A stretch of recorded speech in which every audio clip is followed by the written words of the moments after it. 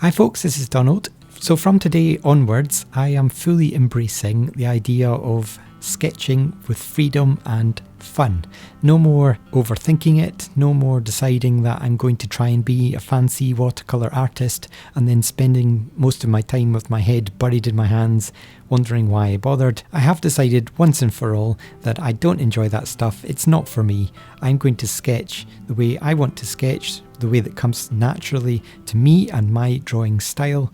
That's lots of wobbly lines, shoddy perspective. I'm really just here doing sketching to have fun, and if it's not fun, I'm not going to do it. That's my new method and motto. And with that in mind, I am sharing with you the first sketch I did with this new commitment to fun, and this is my attempt at Craigievar Castle in Scotland. As you can see, I am drawing with absolutely no reference to accuracy, and I didn't do any pre-planning whatsoever. I've gone straight in with the ink pen, and that is something that I've discovered in recent weeks that I like to do. And it takes quite a bit of practice, so I'm still trying to work out how to do that, but I'm really enjoying the freedom of just going straight in with ink and really having nothing to fall back on. There's nothing to rub out. And what I've learned from practicing this way of sketching is that I found that I've been drawing better in this way without a pencil line because I've had to concentrate more on the scene. I look a lot more closely at the scene, and therefore I'm drawing with fewer mistakes. And the great thing about drawing with these wibbly wobbly lines is that compared to if you were doing a style where everything was straight lines and going for accuracy, if you put a turret, for example, in the wrong place, then the line is not going to be correctly lined up. However, with this technique, if I put the turret in the wrong place, I can just bend the line to join up where it should, and it really seems to add to the wonkiness of the whole sketch doing it that way. So that's adding something to the effect of the sketch that I'm trying to achieve rather than taking away from it. That might have been the case if I was going for a super accurate drawing style. Now, Craigievar Castle in the north of Scotland, actually there's quite an unusual history behind it, because this place was apparently, if the legend is to be believed, this is the castle that Walt Disney visited and got the inspiration for Cinderella's castle, which of course then became the iconic symbol of the whole Walt Disney Corporation. And I'd love for that to be true. I've got no idea whether it is or not, or whether that's just made up marketing nonsense, but that would be great if it's true. It does look a little bit like a fairy tale castle, I suppose. And I love drawing castles, but I haven't done one for quite a while.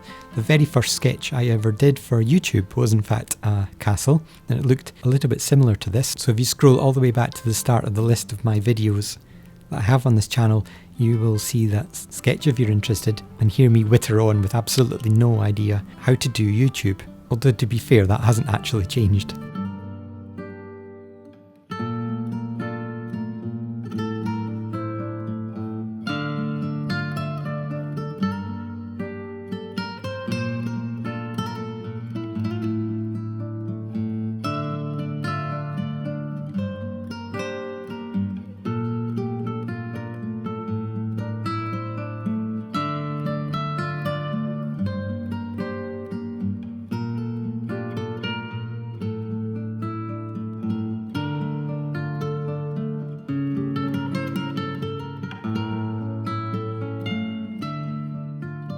And as you can tell, this is really more of just showing a sketch in process rather than it being a tutorial as such, but just to go through some of the tools and techniques that I'm using. I'm using a Lamy Safari fountain pen filled with Diatramentis document ink, and I'm drawing on an A4 pad of Bristol board, my favourite surface to draw on. Super bright white and very smooth. The pen just glides across it, which is why I love it and why I keep coming back to Bristol board above all other drawing surfaces.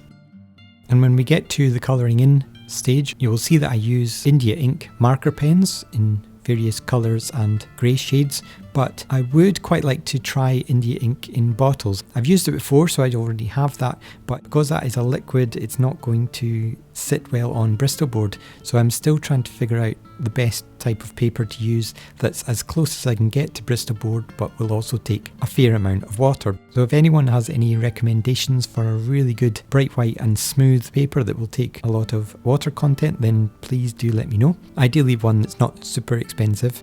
In the last video when I was talking about the watercolour attempts that I was trying out, I bought some really good quality Canson Heritage, as it's called, paper, hot press 100% cotton, and I was really quite disappointed how rough it felt. Even for the best quality hot press watercolour paper, it still felt rough compared to Bristol board, and it's not something I want to compromise on, because if it's not smooth paper then I can't draw this sort of style as smoothly and with as much enjoyment as I want to. And as I said, if I'm not enjoying a technique, or if I'm not enjoying using a particular tool, whether it's watercolour or whatever, then I'm just not going to do it. I'm going to focusing completely on making sure I'm enjoying this and having fun.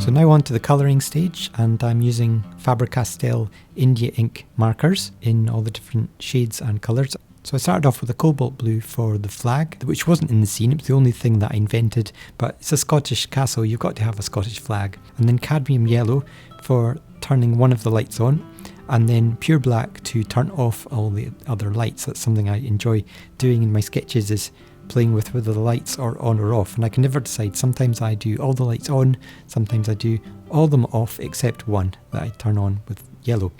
Once all of that's done, I switch over to the different grey shades. I use 2 grey shades in this one, and these are the soft brush versions, and start off with Cold Grey 1, and this is the lightest shade in the set that I have, and I just go around every single thing in the subject that I want to be some kind of grey. And then once I've got all of that layer done, I will go in again with a darker shade and then potentially another darker shade. In this one I only used 2, and I just layered them up until I feel like I have enough contrast. Lots of white on the page. As you'll see, the foreground, the castle itself and the sky all remain white, because even though the castle is pink, I'm not going to colour in the castle in marker pen. It would look streaky and it won't look very good. I prefer just to keep my sketches in this style, black and white.